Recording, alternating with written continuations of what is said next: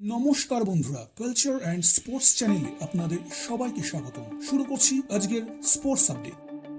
গত 27 জুলাই শুরু হয়েছে ভারত বনাম শ্রীলঙ্কা দ্বিপাক্ষিক টি-20 সিরিজ।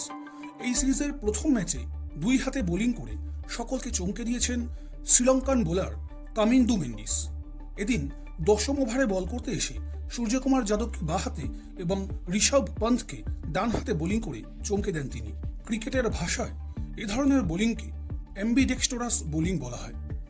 আইসিসির নিয়মানুসারে এ ধরনের বোলিং যে কোনো বোলার করতেই পারে, তবে বল করার আগে আগাম আম্পায়ারের অনুমতি নিতে হয়।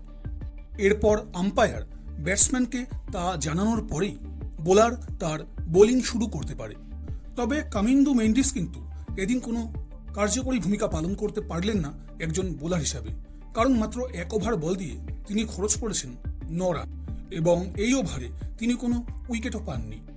তবে কামিন্দু মেন্ডিসই কিন্তু প্রথম নয়। আন্তর্জাতিক ক্রিকেটে প্রথম অ্যাম্বিডেক্সট্রাস বোলিং করেছিলেন পাকিস্তানের কিংবদন্তি খেলোয়াড় হানিফ মোহাম্মদ, আর এরপর এই তালিকায় নাম যুক্ত করেছিলেন ইংল্যান্ডের গ্রাহাম গুচ এবং শ্রীলঙ্কারই হাসান তিলকরত্নে। ভারতের বিদর্ভের বোলার অক্ষয় কার্নেওয়ারও কিন্তু দুহাতে বোলিং করেছেন ঘরোয়া ম্যাচে।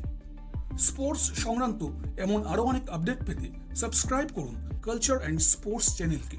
ভিডিওটি ভালো লাগলে দয়া করে একটু লাইক, কমেন্ট ও শেয়ার করে দেবেন, কারণ আপনাদের এই লাইক, কমেন্ট, শেয়ারই আমার এগিয়ে চলার অনুপ্রেরণা।